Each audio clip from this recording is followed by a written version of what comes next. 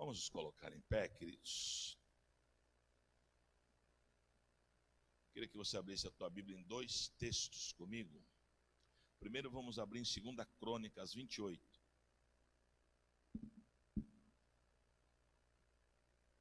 Segunda Crônicas 28, versículo 24.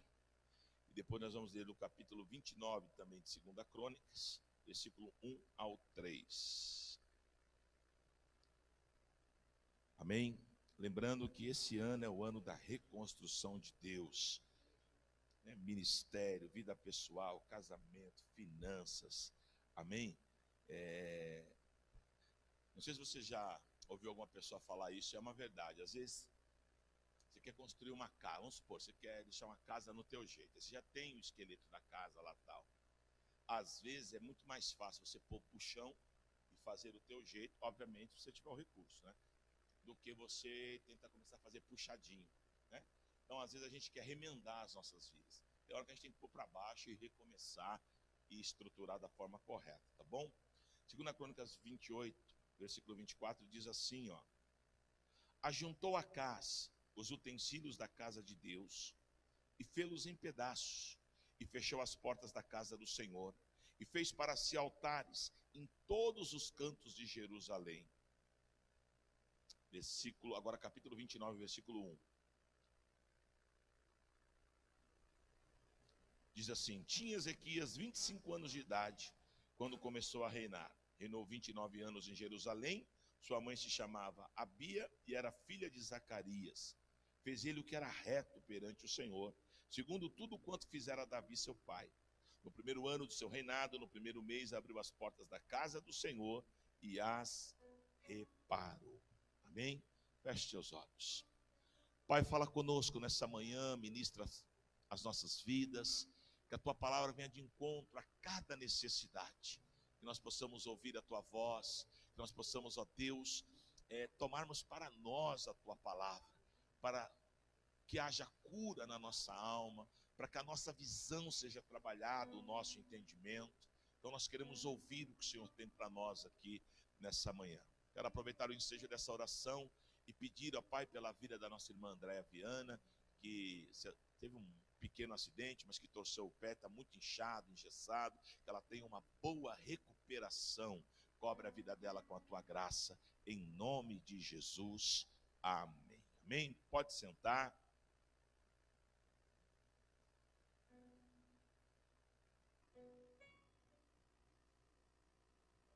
Amados,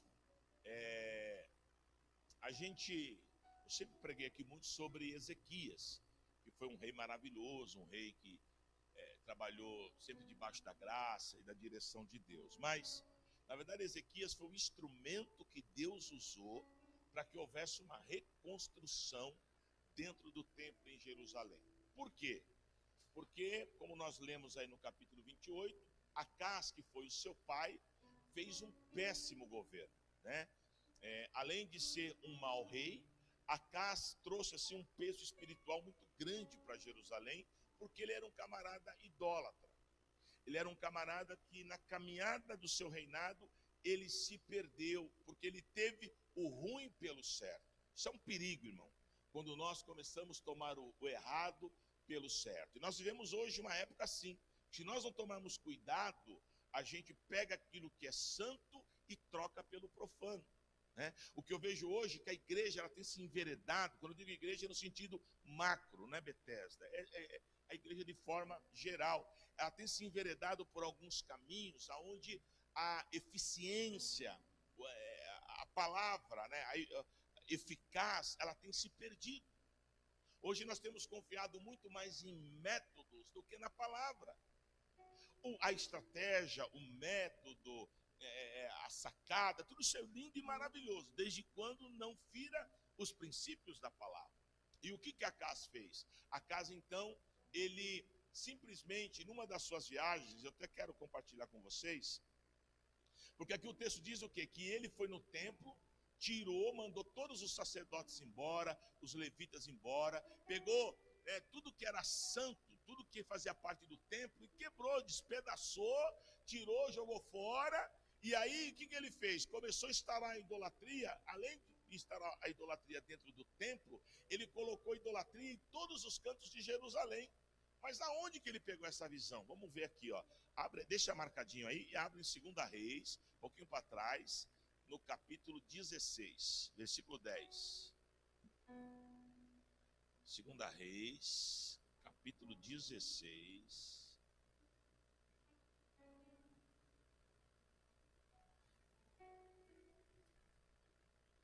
Versículo 10, diz assim, ó.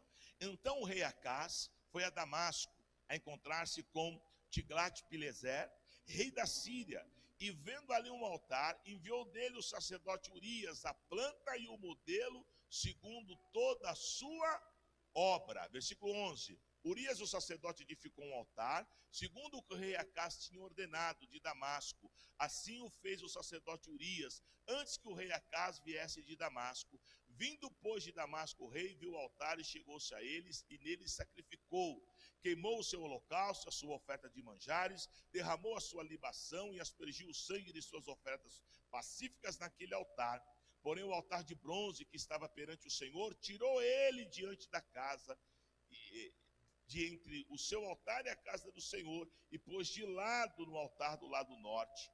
Ordenou também o rei Acaz ao sacerdote Urias, dizendo: queima no grande altar o holocausto da manhã, como também a oferta de manjares da tarde, e o holocausto do rei e a sua oferta de manjares, e o holocausto de todo o povo da terra, e a sua oferta de manjares, e as suas libações, todo o sangue dos holocaustos, todo o sangue dos sacrifícios, aspergirá nele. Porém o altar de bronze ficará para minha deliberação posterior. Ó que cara folgado. Então o que ele fez? Ele foi fazer uma visita a Pileser, que era rei, né, da Síria, de Damasco. E quando ele chegou lá, e ele foi lá ver o altar do deus pagão que eles serviam, ele ficou embasbacado. Nossa, ó, o que ele fez? Olha que loucura. Ele não havia voltado ainda da viagem. Ele mandou o rei pegar lá o cara que havia feito a planta, passar a planta para ele, que ele ia fazer um altar igualzinho em Jerusalém. E ele manda então que Urias, o sacerdote, tome a frente e faça conforme ele mandou. Parece que eu vejo a conversa deles. Urias fala: mas e o altar de bronze, que é do Deus Todo-Poderoso? Esse você deixa de lado. Esse último versículo, deixa de lado para a minha deliberação posterior. Ou seja, depois eu vejo o que eu faço com isso aí. Isso aí não serve mais de nada. E tem outra, aí vai pegar tudo aquilo que nós temos por sacrifício, por oferta, por libação, derramamento de sangue, e tudo agora vai ser nesse altar. Então, Acaz, querido, ele simplesmente acabou com o templo de Deus, acabou com aqueles que ministravam, amém? Instaurou a idolatria, fez tudo que era errado, ele acendeu a ira de Deus. Aí entra no capítulo 29, no versículo 1 em diante. Como Deus é um Deus tremendo, misericordioso, Deus levanta o próprio filho dele, ainda jovem, tinha uma média de 25 anos. Então Deus levanta Ezequias para restaurar, para tirar tudo aquilo que havia contaminado o templo. Hoje eu estava pedindo: Deus, me dá uma palavra.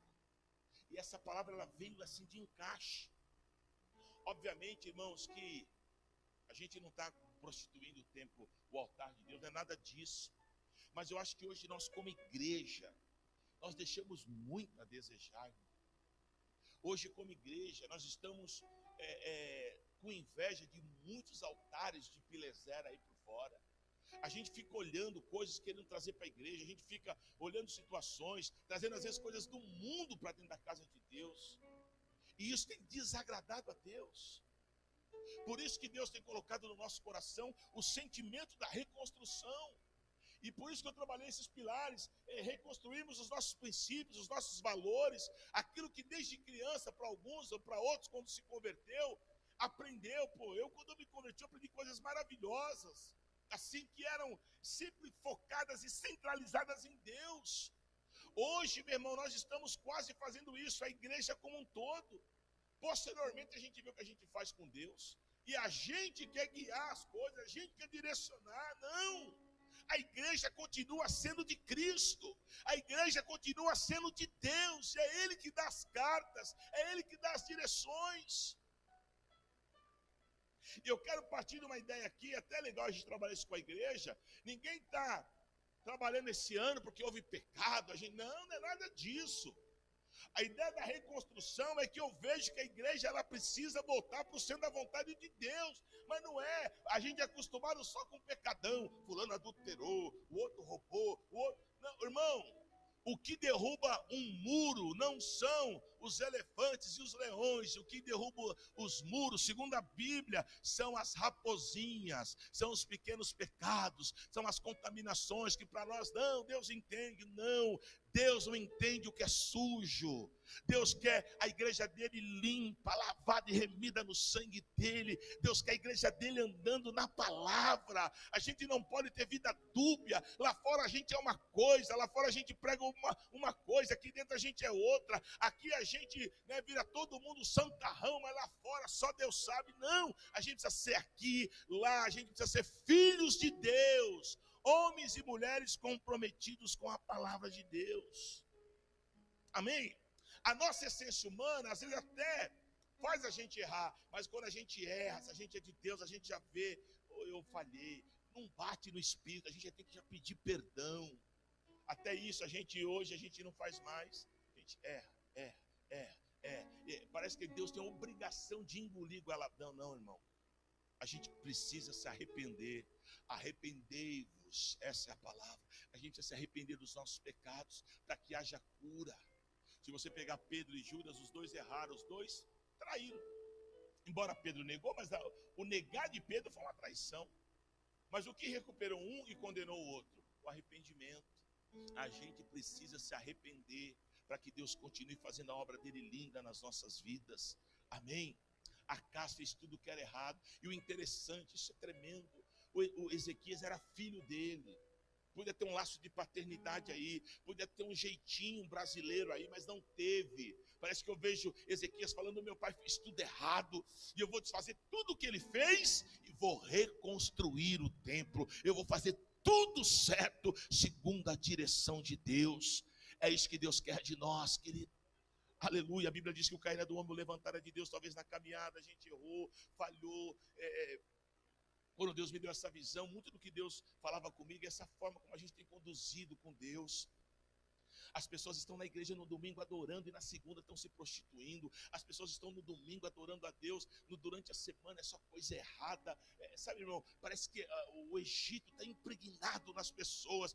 Mas os dias são maus. Eu sei que os dias são maus, mas Deus continua sendo Deus. A gente não pode ficar pensando assim. Aí uns dizem: a carne é fraca. Não, meu irmão, a carne é fraca, mas o Espírito é poderoso. O que nós precisamos é mergulhar nas Escrituras. Nós precisamos nos separar para Deus. Nós não fazemos mais parte desse mundo, embora estejamos nele. Nós somos cidadãos dos céus. É isso que a Bíblia diz. Você é cidadão dos céus. Oh, glória. Amém? Então nós não podemos, querido. Tem pessoas, esse dia eu estava falando com meu filho, né? Jovem, né? Aí fica vendo, fulano faz assim, o outro faz assado, tal, mas olhando para pessoas que não são referencial. Eu falei: filho, para. Mas não tem mais. O erro de Acas foi esse. Aonde que Pileser era referencial para ele? O cara era um rei pagão, um rei que acreditava na idolatria. E Acas teve toda uma escola correta de crer no único Deus Todo-Poderoso. Então, ele entrou no laço sabendo. Primeiro que ele invejou o que era errado. Bispo, como é que o senhor garante que foi inveja? Irmãos, ele nem voltou para Jerusalém. De lá mesmo, ele já mandou um recado para Urias: faz isso, estou te mandando a planta, tem que ser desse jeitinho. Ele invejou o que era errado. Meu irmão, não inveje o que é errado. Aleluia. O salmista Asaf, lá no Salmo 73, ele fica olhando para o ímpio. O ímpio tem isso, o ímpio tem aquilo. Irmão, para com isso, para de invejar o ímpio. Você é servo de Deus, e no momento oportuno Deus irá te abençoar. Tem muita gente que não é abençoada porque não sabe lidar com as bênçãos de Deus. Mas se você souber lidar e sempre bem dizer e glorificar a Deus por tudo que você tem, você vai ter mais e mais. E aquele que não glorifica, aquele que não bendiz o Senhor por aquilo que tem, até o que tem lhe será tomado. É isso que a Bíblia ensina. E aí então a Bíblia diz que Ezequias entra no lugar de Acás para a grande reconstrução. Aleluia. E o que ele faz, né? Qual a forma que ele age? O que foi necessário para que houvesse uma reconstrução ali? O que é necessário, bispo, para que a gente comece esse ano diferente? Para que a gente, em vez de, quando eu estou entre ir para uma festa e vir cultuar, eu preferi vir cultuar porque eu sou um crente, um servo de Deus. Quando eu tiver chegado do trabalho e tiver com preguiça, cansado, o que eu tenho que fazer? Porque aí eu não quero vir cultuar. O que eu preciso fazer que faça eu entender que mesmo cansado eu preciso renovar as minhas forças no Senhor? Sabe, gente, a gente precisa ter uma igreja que volte aos tempos primitivos. Às vezes parece que o bispo ele fica batendo porque é coisas que eu me escandalizo. Eu olho para Atos 2, porque todo mundo aqui quer milagre, todo mundo aqui quer bênção, todo mundo quer ter uma família boa, todo mundo quer prosperar. Amém. Só que tem um caminho da coisa. Aí eu vou lá para Atos 2, eu vejo uma igreja que congregava todo dia. E ainda tinha tempo para fazer os pequenos grupos, as celas, os GDs. E era uma igreja que vivia muitos milagres, e Deus acrescentava, as coisas aconteciam. Hoje nós temos um culto na semana, que tem gente que ainda abre a boca e diz, é pesado. Ô, irmão, então você não quer nada com Deus.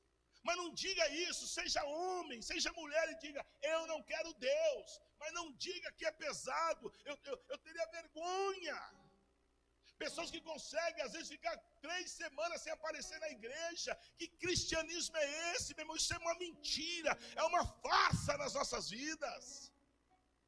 Porque nem o feiticeiro é tão displicente assim. Então, tem que haver uma reconstrução de valores. Vida com Deus, meu irmão, não é... Vida com Deus é todo momento, a toda hora. Eu entreguei a minha vida para Ele, eu vivo para Ele, por Ele, através dEle. Ele é o Senhor da minha vida. Oh, glória!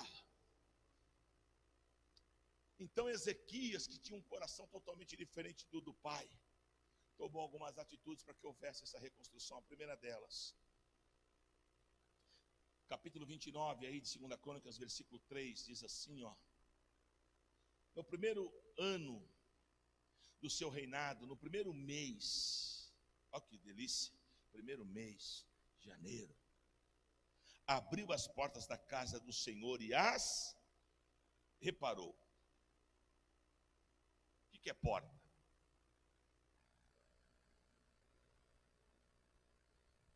Porta é lugar de entrada e de saída. Olha o zelo que ele teve. Primeira coisa que ele fez, chegou no templo, estava lá largado, abandonado, ele tirou toda a sujeira e tal, então agora vamos trabalhar as portas. E o Espírito Santo, quando eu estava preparando essa palavra, ele falou comigo, a primeira coisa que a gente precisa reparar nas nossas vidas é o nosso coração e a nossa visão. Porque são portas de entrada. A Bíblia fala assim, se os teus olhos forem bons, todo o seu corpo será. O problema é que os nossos olhos, eles são atrativos àquilo que não presta, pode ver. E muitas vezes pelos teus olhos você entra onde não pode entrar, toca onde não pode tocar. Exemplo, Gênesis capítulo 3. Deus falou para Eva não tocar no fruto. Está escrito lá, capítulo 3, está escrito assim, ó. Gênesis. Vendo que a árvore era boa, né? A árvore, o fruto, era boa para se comer, foi, tomou do fruto e comeu. Mas está escrito lá assim, esse é o verbo. Vendo que a árvore, vendo, aqui ó, Josué capítulo 7, versículo 1. Deus havia dado uma direção um pouquinho antes, no capítulo 6, acho que versículo 42, para que todo o povo antes de entrar, antes deles entrarem em Jericó, que lá dentro de Jericó havia algumas coisas que eram consagradas que não se podiam tocar. Então Deus deu a direção através de Josué, eles deram as voltas e entraram. Todo mundo obedeceu, um não obedeceu. Está lá, capítulo 7 de Josué, versículo 1, que foi Acã. E Acã pecou por onde? Vendo a capa, problema é esse, irmão. Os nossos olhos precisam ser olhos bons. Tem pessoas que vêm na igreja só para ver os problemas da igreja. Tem pessoas que vêm na igreja para ver a roupa que o pastor está. Tem pessoas que vêm na igreja para ver aonde que coloca o teclado para tocar. Sabe, pessoas que são críticas, que ela quer vir para... Não, irmão, você vem na casa de Deus, não é para olhar para pastor, não é olhar para mundo, não é olhar para ninguém. Você vem na casa de Deus para olhar para o Senhor, para receber uma palavra dos céus para a tua vida, e pegar essa palavra e fazer essa palavra gerar algo dentro de você. É para isso que nós estamos aqui. Nós não estamos aqui, irmão, para sermos críticos. Nós não estamos aqui para ficar vendo problema. A gente está aqui para ser bênção. A Bethesda vai fazer 15 anos. Fora a Bethesda, eu pastorei outra igreja, que era um ministério grande. E dentro desse ministério eu passei por mais de 8 igrejas pastoreando. E o que acontece? Sempre eu vi isso dentro da igreja. Pessoas que às vezes ela vem na igreja só para tumultuar. Irmão, de tumulto já basta a tua vida. Você não pode ficar tumultuando, você tem que buscar cura. Mas para isso, os teus olhos, a porta tem que ser sarada, curada.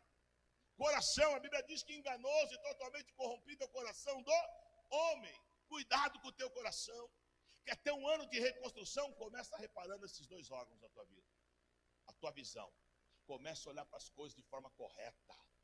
Cheguei na igreja, o que eu posso contribuir aqui? No que eu posso somar? Subtrair jamais. Mas o que eu posso somar? Já pensou se todo mundo pensasse assim? Ô irmão, você é o quê? Irmã, você é o quê? Eu sou pedagoga. Bom, eu sei lidar com criança, eu sou professora, então eu vou somar no departamento infantil, pronto. Ô irmão, você faz o quê? Eu sou instrumentista. Cuido da aeronáutica, aprendi a tocar lá e tal. Pô, posso somar no louvor. Ô, você é o quê? Eu sou policial no meu cotidiano. O que eu posso somar para a obra? Vou montar um time de segurança aqui para a igreja. Amém? Eu sou cabeleireiro, tem muito cabeleireiro aqui na igreja. Mas, pô, faz um dia de ação social aí, o dia inteiro. Vamos pegar todos os cabeleireiros da igreja e nós vamos fazer corte gratuito social para abençoar só pessoas de comunidade. Irmão, todo mundo pode somar para a obra. Mas aqui tem que ser, e aqui também. Eu vou ficar aqui o dia inteiro trabalhando de graça? Sou palhaço. Olho errado, coração errado. Eu já a semana inteira com criança, desculpa, não dá não, bispo. Então são pessoas que a porta de entrada precisa ser restaurada. Irmão, Deus nos chamou, e o talento que você tem de dar aula, de cortar cabelo, de tocar, de cantar, de ser um policial, seja lá o que for, esse talento quem te deu foi Deus. Mas eu fiz o curso, irmão, eu fiz teologia, né? Quem é cabeleireiro aqui sabe do que eu vou falar. Você, quando você estudou lá, você fez a escolinha básica, você saiu de lá cortando a orelha, irmão. O cara sai ruim. Ele pega a profissão como? A experiência. Até parece que numa escolinha básica o cara vai ensinar tintura, como tem que ser. Não ensina nada, o cara sai de lá cortando a orelha, básico. E depois o cara vai se aprimorando. Lógico que tem que fazer curso, reciclando e tal, mas tem que ter o dom. Se não tiver o dom, não adianta. Eu conheço um camarada que fez faculdade teológica, se eu pôr ele aqui para pregar, não vai sair nada. E ele tem a faculdade teológica. Antes de eu estudar, eu preciso ter o quê? O dom. E Deus dá o dom para quê? Para que você exercite ele sendo bênção na vida das pessoas. Todos vocês têm dons. Mas o que é um grande desafio nosso para 2020? É eu sair da zona de conforto. É eu, colocar e entender que eu preciso ser comprometido com a minha igreja.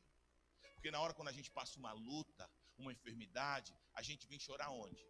Na igreja. A gente precisa dos irmãos para orar, para ajudar. Mas quando a igreja está precisando dos irmãos, não há uma cumplicidade. Não há essa questão da gente, do comprometimento, que é um dos pilares ali também. Então nós precisamos sarar. O Ezequias foi lá e reparou a porta de entrada. Não, aqui tem que estar bonito aqui, para que as coisas entrem de forma correta. Deus tem que reparar os nossos olhos e o nosso coração, para que a bênção seja completa e abençoada em nome de Jesus. Amém? Segunda coisa que Ezequias faz, para que o templo seja realmente um lugar onde Deus possa manifestar a glória dele. 2 Crônicas 29, versículo 4, e a parte B do versículo 5, diz assim, ó. trouxe os sacerdotes e os levitas, ajuntou-os na praça oriental, versículo 5, e lhes disse: ouve-me, ó levita, santificai-vos agora, santificai a casa do Senhor Deus de vossos pais, e tirai do santuário toda a imundícia. Amém? Segunda coisa que Ezequias fez, Ezequias santificou os oficiais da casa de Deus. Sexta-feira agora eu tenho uma reunião com os nossos obreiros. É um alinhamento forte, porque não dá, irmão. Olha que interessante isso aqui. Ezequias poderia ter começado pelo povo. Chama os levitas, chama os sacerdotes e diga para eles: é tempo de santificação. É tempo da gente se separar para Deus. A palavra santo quer dizer kadosh, quer dizer separado. É tempo de nós nos separarmos para o Senhor. Então, essa é a grande convocação para 2020. Obreiro aqui tem que pingar azeite. Se não pingar azeite, não dá para ser obreiro. Porque os obreiros santificam o povo. É obviamente que é o Senhor, mas os obreiros são o quê? É a transferência, irmão. Eliseu, para pegar a transferência de Deus, teve que estar debaixo de Elias. É assim que funciona. Então Ezequias fez o quê? Vamos santificar os sacerdotes. Os sacerdotes haviam sido mandados embora pelo pai. Estavam meio que, batendo cabeça. Ele mandou chamar e falar: olha, vamos nos santificar, vamos nos separar a Deus, porque Deus vai fazer algo glorioso. Essa é a palavra que eu tenho para 2020, aleluia. Nós vamos levantar um time de obreiro aqui, pingando azeite, temente a Deus, e que sabe o valor de ser santificado ao Deus Todo-Poderoso. E não fica só na pregação, não. Por isso já estamos começando amanhã o nosso culto de oração. O culto de oração justamente é o quê? Para quê? Para nos santificarmos a Deus. Quanto mais santificação a Deus, mais presença e poder de Deus. Ninguém gosta de andar com quem não é comprometido, irmão. Amém? Você sabe, eu obviamente joguei bola, brinquei assim e tal, mas longe de ser profissional, enfim, mas a maioria dos homens que gostam de futebol sabe um pouco de como funciona o futebol. E time de futebol é muito parecido com a igreja nessa questão. Um time, geralmente, ele obtém bons resultados quando ele é um time comprometido. O que é um time comprometido? Um time fechado. Técnicos, jogadores, os caras têm o mesmo foco, o mesmo propósito. Quando faz um gol, o time inteiro comemora, vai lá no técnico, né? Isso é um tipo de time. Tem vários times que não são assim. Tem time que um não conversa com o outro, um é mais estrelinha do que o outro, ou metade do time não gosta do técnico. Esse time não vai chegar a lugar nenhum. Amém? Isso aconteceu no Corinthians há pouco tempo. Nós tínhamos o Carille, que foi um técnico que ganhou tudo pelo Corinthians. Paulista, brasileiro, ganhou várias coisas. Já nessa segunda passagem dele aqui, não deu em nada. Por quê? Porque muita gente do próprio time não gostava do jeito que ele treinava. Então, reino subdividido não prospera. A Bíblia diz isso. Então, nós precisamos, para esse ano de 2020, ter um time fechado, um time conectado com Deus, para que a gente possa crescer e desenvolver, meu irmão. Não dá. E assim, quando um jogador, um time é fechado e tem alguém que não é comprometido, qual que é a ideia central? Esse alguém não vai permanecer nesse time. Porque não dá. Amós 3:3. Amós 3:3 está escrito assim: pode dois andar juntos se não tiver a mesma direção? Não dá, irmão. Posso entregar tudo aqui? Posso falar? Amém? É igual você fiz um churrasco, chamei uns 10 amigos, vamos lá. Eu chamei, mas hoje em dia está difícil, né, irmão? Então, a ideia é, chamei, cada um vai ajudar um pouquinho e tal, mas chamei a primeira, ninguém se coçou. Chamou a segunda, ninguém se coçou. Na terceira eu não faço mais, o quê? Não dá, né? Está entendendo? Onde eu quero chegar? Às vezes é assim com Deus, irmão. A gente só quer sugar, sabe? A igreja serve para tudo. Nunca para o meu comprometimento com ela. Mas sempre eu quero tirar o que dá para tirar. Isso não é ser igreja, irmão. Quando Jesus chamou os discípulos, até o final eles caminharam juntos. Ou não? Na mesa sentavam juntos. Ninguém abandonou no meio do caminho, a não ser o filho da perdição. Agora, você quer ser discípulo, mas você quer ir até a página 4. na quinta página não te convém, você tira o time. Isso não é ser time. Para que Deus possa nos santificar e fazer uma obra linda, nós temos que ser comprometidos. É aniversário da tua igreja dia 19. Não é ficar só assistindo de camarote. O que eu posso ajudar? Às vezes eu não posso ajudar em nada. Minha vida é tão corrida, mas no dia eu estou tranquilo. No dia eu estou aqui, sabe? Eu vou orar, eu vou fazer algo para somar. Dentro dos meus limites eu estou dentro. É a minha igreja. Porque quando me dá dor de barriga, é nela que eu vou buscar a bênção. Aleluia. Uma vez eu vi um pastor, foi até o Malafaia falando isso, achei tremendo. E eu também compartilho da mesma ideia. Às vezes, hoje eu não sei se tem aqui, mas antigamente tinha pessoas aqui que ajudavam a obra do Silas Malafaia. Pode ajudar quem você quiser, irmão. Desde quando você dizime aqui na tua igreja, e aí ele disse isso, porque quando te dá dor de barriga, você não vai lá no Malafaia, você vem aqui. Então a gente precisa ser fechado com aquilo que nós cremos e no time que eu jogo. Você tem que crer na visão que Deus deu para o teu bispo, porque você está debaixo dela. Aleluia. E ser santificado é isso. Sabe o que Ezequias fez? Trouxe o time para ele. Falou, agora é nós aqui, Deus nos abençoando, agora a gente vai. 2020 tem que ser assim, irmão. Aliança com Deus. Sabe? Pelo amor de Deus. Irmãos, eu viajei esses dias. Domingo passado, acho que foi o único domingo que eu não vim. E eu fico inquieto. Você acredita? Eu estou lá, estou no bem bom lá, mas chega na hora do culto, me dá um vazio. Porque o meu lugar é aqui, porque eu amo o que eu faço, porque Deus me chamou, porque eu sou eternamente grato. E aí, por isso que eu entro em parafuso. Às vezes as pessoas ficam semanas sem aparecer na igreja, mas não é porque estão viajando não, porque o viajar é de Deus, é bênção, você tem todo o direito. Está fazendo o quê? Está vendo o Faustão, está vendo o Fantástico, está fazendo não sei o quê, menos da presença de Deus. Isso não pode. Nós temos que ter comprometimento com o Senhor, meu irmão. Porque quando o nosso calo, a nossa unha está encravada, a gente não falta um culto. Eu estou mentindo. Os momentos que eu mais orei na minha vida foram os momentos que as portas se fecharam. Aí eu me mergulhava. Só que aí a coisa melhora um pouquinho, a gente abandona, não pode. Nós temos que ter uma linha só com Deus. Foi isso que Ezequias fez. Chama os sacerdotes, vamos tirar toda a sujeira. Vamos nos santificar. Amém? Louvado seja Deus. Ele santifica o povo. Aleluia. Uma outra coisa que está escrito aí na parte B, que ele tira o que dos sacerdotes? Toda imundícia. Imundícia é sujeira. E sujeira para um obreiro não é só pecou, adulterou. Não. Falta de comprometimento com a obra, isso é imundícia. Chegar atrasado no culto, isso é sujeira. Tratar as coisas de Deus de qualquer jeito, isso é imundícia. Amém? Vir de qualquer jeito para o culto, isso é imundícia. Tudo que, irmão, e a gente tem o Espírito da verdade. A Bíblia diz que o Espírito de Deus é o Espírito da verdade. O problema é que às vezes a pessoa está tão distante de Deus que ela já não sabe mais o que é certo e o que é errado. Mas esse é o ano que Deus vai restaurar. A imundícia vai sair. A imundícia sai junto com a casa. A imundícia não pertence ao reino de Deus, pertence ao reino de Pileser.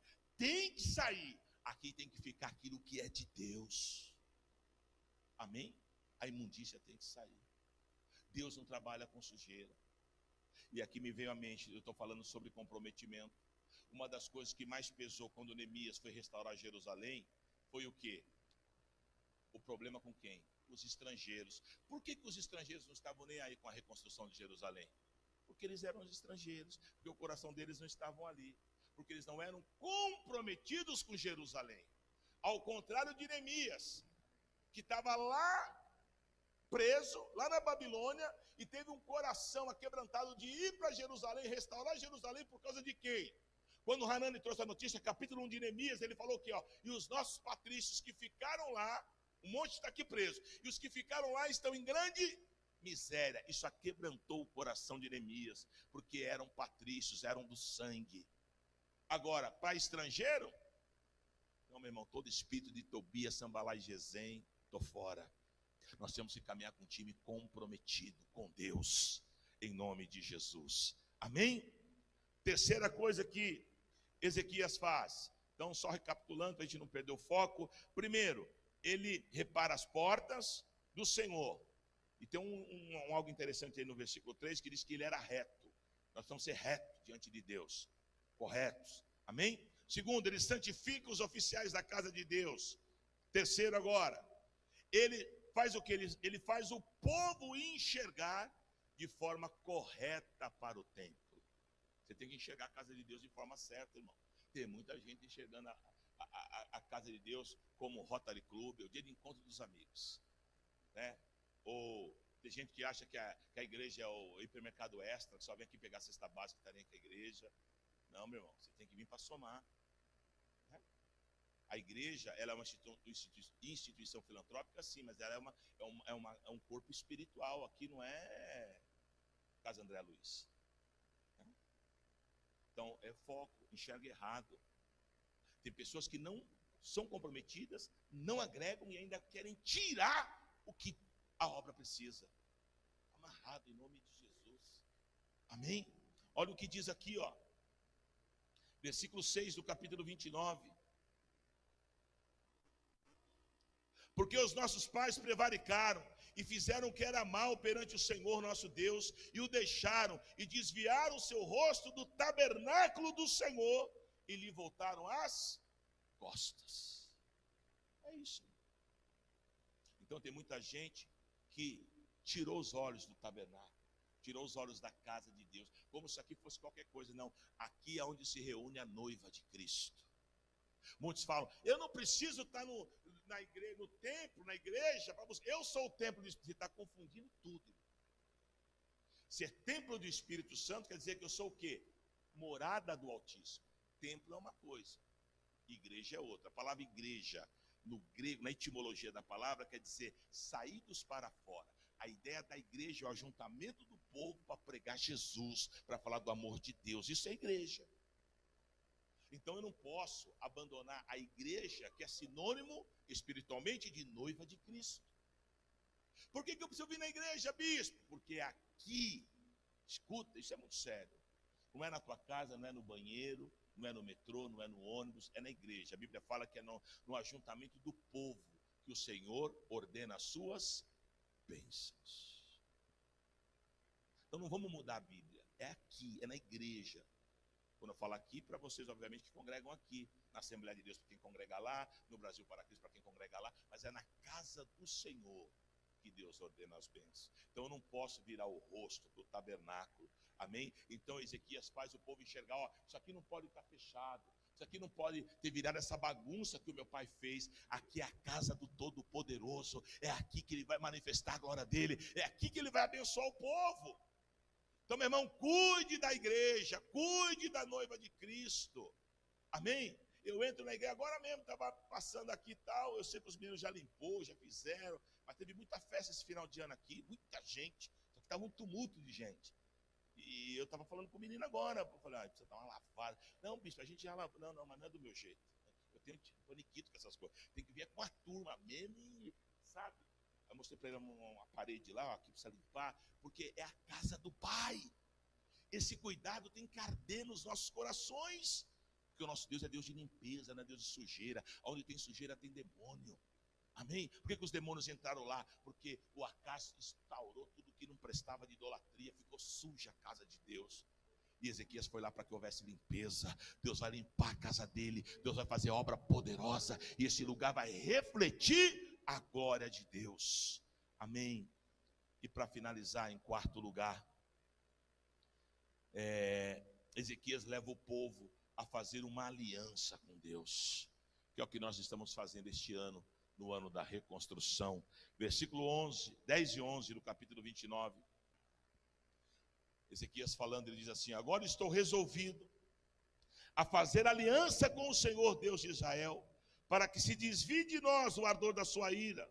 Filhos meus, não sejais negligentes, pois o Senhor vos escolheu para estares diante dele, para os servirdes, para seres seus ministros e queimardes incensos. Amém? Então, ele está dizendo assim: povo, sacerdotes, vamos fazer uma aliança com o Pai, para que essa casa seja uma casa santa, uma casa onde possa se buscar a Deus. Irmãos, está na hora da gente ser diferente. A gente vive uma época tão conturbada de igreja, Você acredita que tem pessoas que reclamam porque a gente liga? Não é nem eu que ligo, os irmãos, que é o normal, né? O ser anfitrião, né? Ô querido, glória a Deus pela tua visita na igreja, o que a gente pode servir.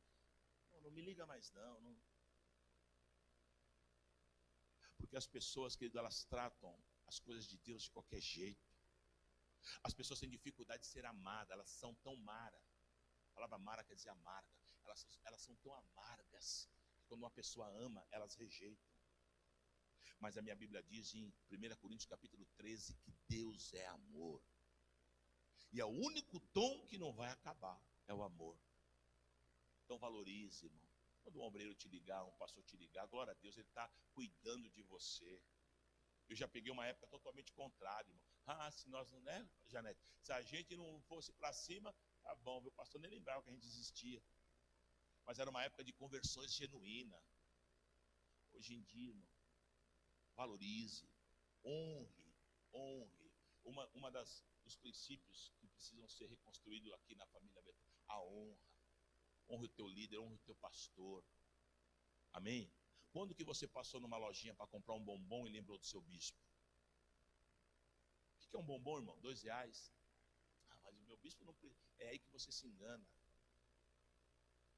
Porque não é o valor financeiro, mas é o valor da lembrança. Não é verdade? Tantos princípios que a gente precisa restaurar. Às vezes tem evento na igreja, Santa Ceia do Senhor.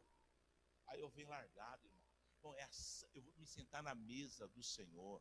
Eu não vejo ninguém largado em casamento. Eu não vejo ninguém largado em aniversário. Mas não tem dinheiro. Mas você se vira, hein? A mulherada, eu não vejo mulherada aqui em casamento sem chapinha, mas nem a pau. É chapinha, você dá o seu jeito. Agora, Santa Ceia, não. Santa Ceia, você tem que pegar a tua melhor roupa. Pôr o melhor perfume. Mas para que esse chique todo? Porque eu vou me assentar à mesa do meu Senhor. Princípios que precisam ser restaurados, reconstruídos nas nossas vidas. Mas por que chegou a esse ponto? Porque vai se perdendo. Entendeu? E a gente precisa retomar. Amém? Eu vou no GD, o meu líder é uma bênção. Quando você foi lá e deu um bombonzinho para o teu líder? Uma caixinha de bis? Pô, ele está abençoando a tua vida. E o que eu estou te falando tem base bíblica. 1 Coríntios 9, Paulo fala: seria muito eu pedir de vocês o material, sendo que eu estou semeando em vocês o espiritual. Está lá, lê lá. Primeira carta de Paulo aos Coríntios, capítulo 9. Quando o líder disse, ela não está te abençoando, ele não gasta tempo com você. Não é troca, irmão. Isso é gratidão. Isso é mimo. Aprenda a mimar o teu líder. Mas não é mimar na carne, irmão, estou dizendo. A gente precisa aprender a desfrutar dos princípios. Amém? 2020 é o ano de uma igreja sarada. Sabe por que muitas vezes a gente tem dificuldade de abençoar? Porque a porta precisa ser restaurada. Porque a gente aprendeu, vou ficar, né? Não é assim que a gente aprendeu? Você puxa saco, isso é coisa da carne, isso é coisa lá do mundo. Na igreja não tem isso não. Do bispo chegar, o irmão ir lá, e às vezes vai lá, quer pegar minha Bíblia e trazer, isso é honra. Porque se isso é puxa-saquismo, então, 2 Reis capítulo 2, o Eliseu era o maior puxa-saco do mundo. Porque acho que é 4 viagens que Elias fez, as 4 Elias não queria levar ele, ele grudou em Elias, ele falou: para onde você for, eu vou contigo. Vai sair no pau aqui, mas eu estou contigo. Ao ponto que gerava burburinho nas cidades. Quando eles chegavam, geralmente tinha um grupo de profetas que ficavam... E aí Eliseu às vezes até dava umas duras, cala a boca, né? Calai-vos. Por quê? Porque além deles falarem daquilo que iria acontecer com Elias, obviamente eles tinham Eliseu, né? Mas esse Eliseu também é muito puxa-saco, porque Eliseu era diferenciado. Agora a pergunta é, na hora que a porção dobrada veio sobre quem? Os murmuradores ou sobre aquele que andava junto e honrava a vida do profeta? Então é isso. Aprenda princípio de honra, querido. Aprenda a honrar o teu pastor. Aprenda a honrar o profeta. Amém? Aprenda a honrar a casa de Deus. Aprenda, esposa, a honrar o teu marido. Marido, valorize a tua esposa. Amém? pai e mãe ensina os filhos no caminho das escrituras sagradas. É muito filho dando showzinho, é muito filho dando piti. Piti nós tira na vara, querida, como a Bíblia diz. Aí todo mundo quer, cara, não pode. Ô, irmão, ninguém, a gente que é mais velho, que tem de 40 para cima, a gente foi criado em outro sistema e está todo mundo aqui. E educado ainda. É criança agora que dita as regras para os pais. Para com isso, meu irmão. Você está gerando o quê? É que eu tenho docinha. Cuidado, hein? É melhor ele chorar agora do que você chorar lá mais tarde, hein? Estou dizendo para ninguém espancar filho, para ninguém ser grosso. Eu sou muito amigo dos meus filhos. Mas em casa é pouca ideia. Aqui mando eu. Você quer, tá? Você vai mandar na tua. Aqui é eu. Então a gente tem que ter gestão sobre os lares. Amar filho não é deixar fazer tudo o que quer. Amém? Então a gente precisa retomar, reconstruir.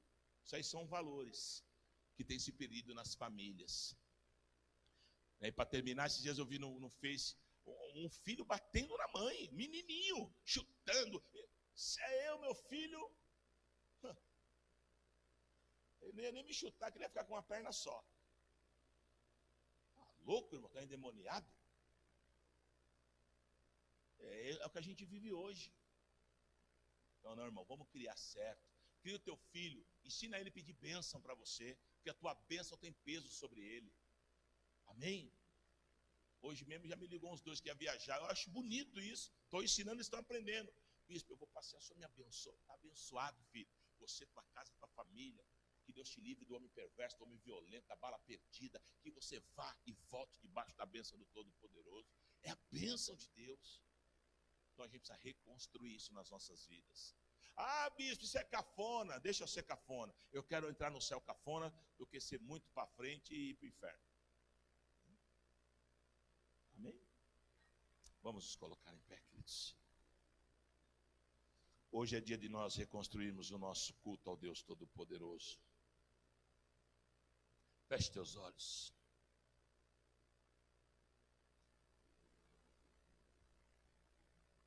Irmãos, a palavra foi liberada. Eu não quero estourar no horário, já é meio-dia. Mas eu queria ungir todos vocês. Então eu vou pedir para os pastores descer. Vamos fazer um corredor. Mas não é para ficar orando, não. A palavra foi liberada. A minha ideia hoje era transmitir mais ou menos o que Deus tem colocado no meu espírito. Mas eu quero ungir todo mundo. Qual a ideia? Propósito novo, tempo novo, novidade de vida, reconstrução. Em todas as áreas, irmãos. Olha para a tua vida. Essa semana já viu o que eu preciso. Estou muito gordo, estou comendo igual doido. Não vou mais, vou maneirar, vou fazer uma dieta, vou fazer uma academia, em todas as áreas. Eu tenho tratado meu marido com muita grosseria, eu vou melhorar. Tenho tratado meu marido, então a gente precisa rever, olhar para dentro de nós. Parar de achar que você é o bonzão. Todo mundo erra, você é o top das galáxias. Isso é mentira, isso é o teu eu. Porque todos nós temos áreas a serem corrigidas. Amém? Eu estou distante de Deus. Eu estou um prostituto. Eu fico vendo filme pornográfico. Em nome de Jesus, cura, mudança de sorte. Deus, eu não quero isso para a minha vida. Irmãos, eu estou falando aqui, parece que a gente toma um susto. Tem muito crente que é salvo, que Deus salvou, mas que tem áreas que Satanás, porque Satanás é posseiro. O que é posseiro? Ele toma posse. E aí ele não quer largar daquela área da tua vida. Prostituição, vício, mas o Senhor te comprou completo, não foi por um pedaço. Deus não te comprou tudo e deixou o teu coração lá para o diabo, não. A obra ela é completa, então não permita o diabo roubar a área da tua vida. Amém? Quem está entendendo, diga glória a Deus. Mudança de história. Eu posso dar uma opinião? Seja decidido, irmão. É isso que você quer? Você também não é obrigado, não. Eu não quero. Então, se vai para o mundo, vai com malicuia. Mas se quer Deus, vem com malicuia. Porque fica nessa coisa, isso irrita. Gente que não sabe o que quer da vida. Se eu sou crente, eu sou crente. Para não ficar, uma hora eu sou crente, outra hora eu sou não sei o quê, outra hora eu sou feiticeiro, outra hora eu sou... Não, irmão. A obra foi uma só. Hebreus capítulo 6, versículo 4, eu acho que é 4, 6, diz que todas as vezes que eu fico nessa coisa de negar Cristo, meu irmão, eu estou expondo o Senhor à ignomínia, eu estou expondo o Senhor ao ridículo. Se eu sou, eu sou. Porque eu trago as marcas da promessa. Quem é marcado não dá para apagar a marca. Gálatas 6,17.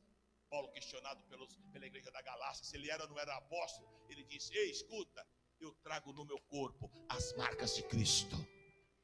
É isso, precisamos ser decididos. Sai do teu lugar, vem para frente, vamos orar. Aleluia, porque 2020 vai ser diferente. É isso, vai fazer o corredor. Sai lá por trás, lá, por favor. Isso, pode vir. Vamos adorar a Deus.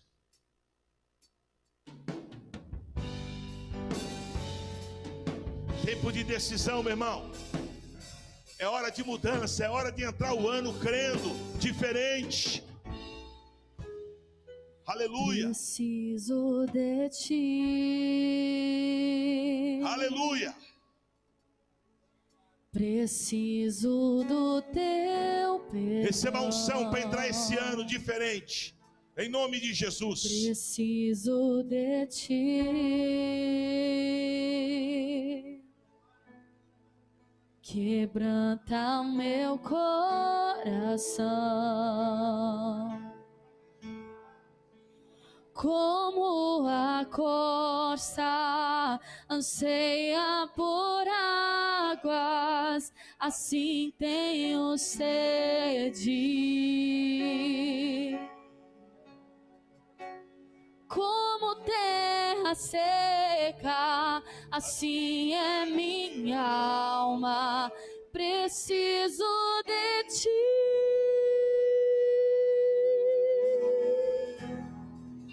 Distante de ti, Senhor, não posso viver, não vale a pena existir. Escuta o meu clamor, mais que o ar que eu respiro, preciso de ti.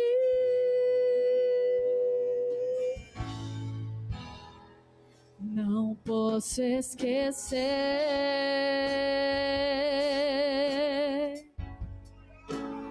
o que fizeste por mim.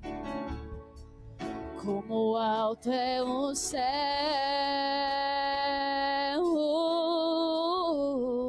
sua misericórdia é sem fim. Como um pai se compadece dos filhos, assim tu me amas. Afasta as minhas transgressões, preciso de ti.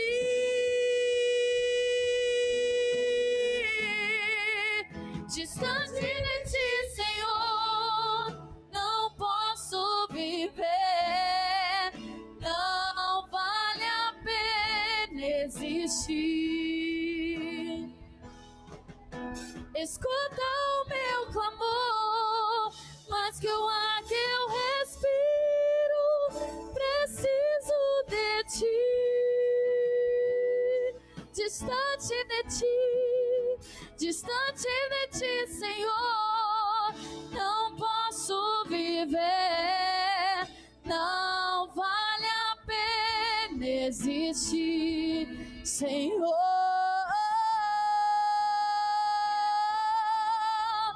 Mais que o ar que eu respiro, preciso de ti. Oh, preciso de ti.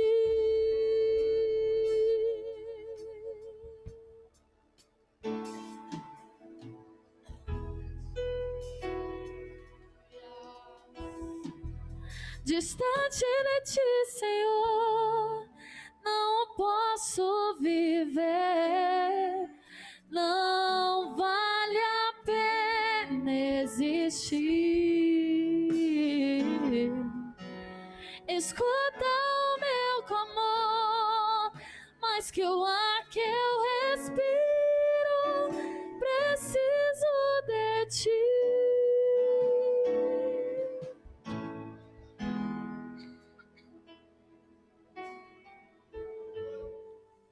Aleluia. Glória a Deus. A Bíblia diz assim: o que está santo, santifique-se mais. O que está sujo, suje-se mais ainda. Não, meu irmão, a gente está muito adepto a esse evangelho de: olha o que você fala, vai ferir, vai machucar. Não, a gente tem que pregar o que a Bíblia diz. O problema é que o povo é de cristal hoje, mas é o que a Bíblia diz. É que eu não gosto de tomar bronca, viu, bispo? Então, siga o conselho que o Senhor deu, né, lá em Gênesis 4 para Caim. Faz o que é certo, que você não vai tomar bronca, e Deus não vai te exortar. É só fazer o certo. Amém? Coloca a tua mão em posição de receber. Às 19 horas estamos de volta, quarta-feira começa. Amém? Nós vamos santificar o primeiro trimestre. Vai ser uma pena, vamos orar, vamos clamar. E amanhã, oração à noite. Amém? Em nome de Jesus, tá bom?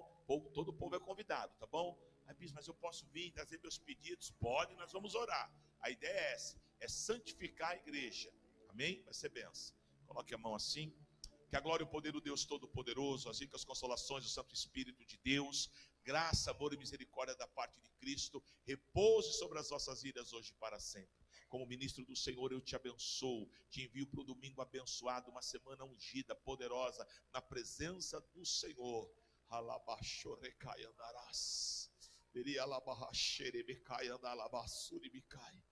Oh, aleluia. Eu te